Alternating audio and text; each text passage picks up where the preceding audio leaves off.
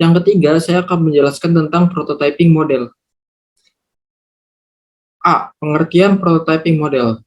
Model prototyping adalah model pengembangan software di mana prototipe dibangun, diuji, dan dikerjakan ulang sampai prototipe yang dapat diterima tercapai.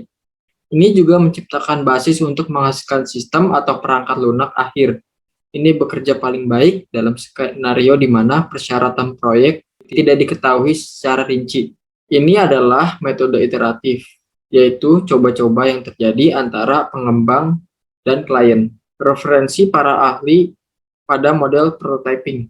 Yang pertama, terdapat ahli yang bernama Raymond McLeod.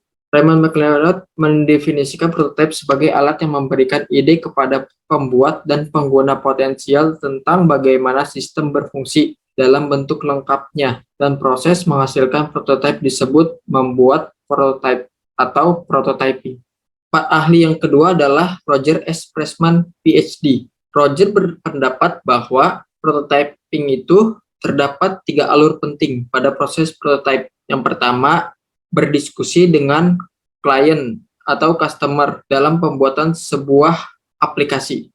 Yang kedua, para developer melaksanakan dan mengeksekusi hasil dari diskusi dengan customer. Dan yang ketiga, melakukan uji coba. Tahap uji coba ini harus dilakukan oleh orang lain selain developer agar dapat diketahui di mana letak permasalahannya.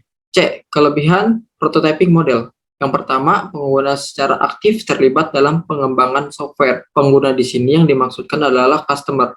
Fungsionalitas yang hilang dapat diidentifikasi. Selanjutnya, membantu anggota tim untuk berkomunikasi secara efektif, meningkatkan kepuasan pelanggan. Yang terakhir, mendorong inovasi dan desain yang fleksibel. D. Kekurangan prototyping model. Prototyping model memakan waktu yang cukup lama dan proses yang lambat karena terjadi diskusi antara developer dan customer, mendorong permintaan perubahan yang berlebihan. Contohnya seperti ketika customer tidak puas dengan hasil yang developer sajikan atau hasil yang developer presentasikan, maka customer ada keinginan untuk melakukan permintaan untuk merevisi prototipe tersebut. Sangat sulit bagi software developer untuk mengakomodasi semua perubahan yang diminta oleh klien. Hal ini dimaksudkan seperti klien meminta suatu program yang cukup sulit dan para software developer terdapat miskomunikasi dengan customer sehingga software yang dibuat tidak sesuai dengan permintaan klien. Biaya pengembangan prototipe adalah pemborosan karena pada akhirnya prototipe hanya digunakan sebagai rancangan sehingga tidak digunakan untuk aplikasi jadi, sehingga prototipe ini mendapatkan pemborosan. Yang terakhir, dokumentasi yang buruk karena seringnya terjadi revisi atau perubahan permintaan dari para customer. Sekian, terima kasih.